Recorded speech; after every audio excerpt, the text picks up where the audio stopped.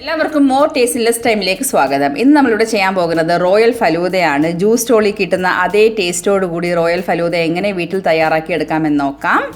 ആദ്യമായി നമുക്ക് വേണ്ടിയത് സേമിയയാണ്. സേമിയ ചെയ്യാനായിട്ട് 2 ഗ്ലാസ് വെള്ളം തിളപ്പിച്ചതിന് ശേഷം 1/2 ഗ്ലാസ് സേമിയ അതിലേക്ക് ആഡ് ചെയ്യാം. ഞാനിവിടെ 3 ഡ്രോപ്പ് ഫുഡ് കളർ യൂസ് ചെയ്തിട്ടുണ്ട്. ഫുഡ് കളർ തികച്ചും ഓപ്ഷണലാണ്, വേണമെങ്കിൽ ആഡ് ചെയ്താൽ മതി. 6 മുതൽ 8 മിനിറ്റ് വരെ ബോയിൽ ആകുമ്പോഴേക്കും സേമിയ നല്ല രീതിയിൽ കുക്കായി വരും. സേമിയ വെന്ത് കഴിഞ്ഞ സേമിയ നമുക്കൊന്ന് അരിച്ചെടുക്കാം. അരിച്ചെടുക്കുമ്പോൾ നമ്മൾ കുറച്ച് തണുത്ത വെള്ളം കൂടെ ആഡ് ചെയ്ത് കഴിഞ്ഞാൽ സേമിയ കട്ട പിടിക്കില്ല.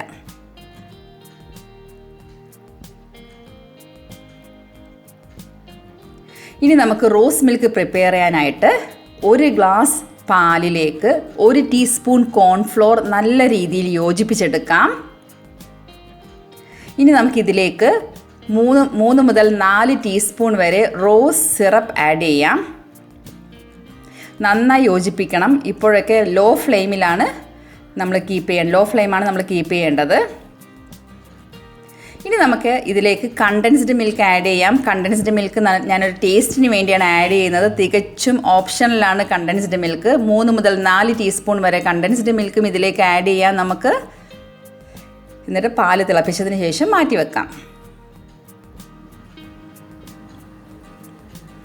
ഇനി നമുക്ക് ഫലൂദ ചെയ്യാൻ ആവശ്യമുള്ള ഇൻഗ്രീഡിയൻസ്.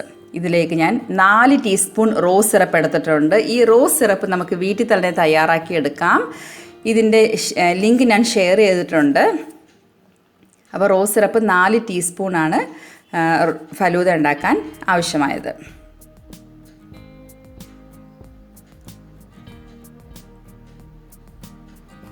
ഇനി വേണ്ടിയത് സേമിയയാണ്. സേമിയ അര ഗ്ലാസ് സേമിയ, നല്ല രീതിയിൽ കുക്കായി വന്ന സേമിയ നമുക്ക് 2 ടീസ്പൂൺ പഞ്ചസാര ആഡ് ചെയ്തിട്ട് തണുപ്പിക്കാം. ഇനി ഇതിലേക്ക് നിങ്ങൾക്ക് ഇഷ്ടമുള്ള ഫ്രൂട്ട്സ് ചേർക്കാം. ഞാനിവിടെ പോംഗ്രാനൈറ്റും ആപ്പിൾ, സ്ട്രോബെറി, ബനാന ഇത്രയാണ് ഞാൻ എടുത്തത്. ഇതിലേക്ക് 1 ടീസ്പൂൺ പഞ്ചസാരയും ആഡ് ചെയ്തിട്ട് അരമണിക്കൂർ തണുപ്പിക്കാം.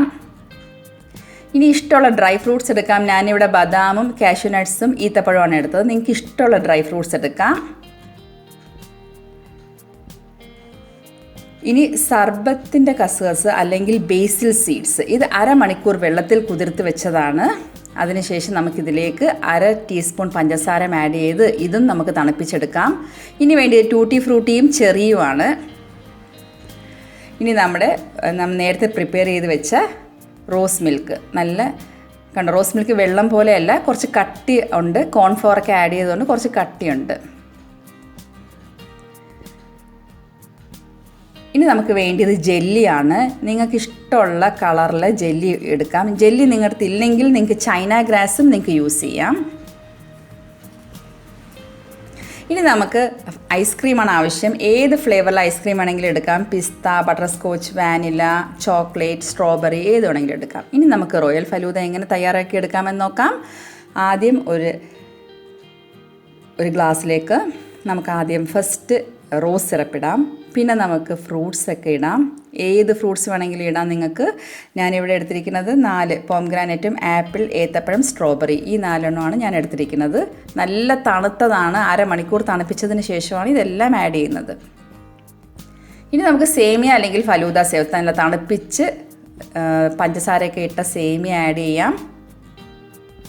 അതിനുശേഷം വീണ്ടും തണുപ്പിച്ച ബേസിൽ സീഡ് അല്ലെങ്കിൽ സർബത്തിൻ്റെ കസ്കസ് അതും കൂടെ ആഡ് ചെയ്യാം.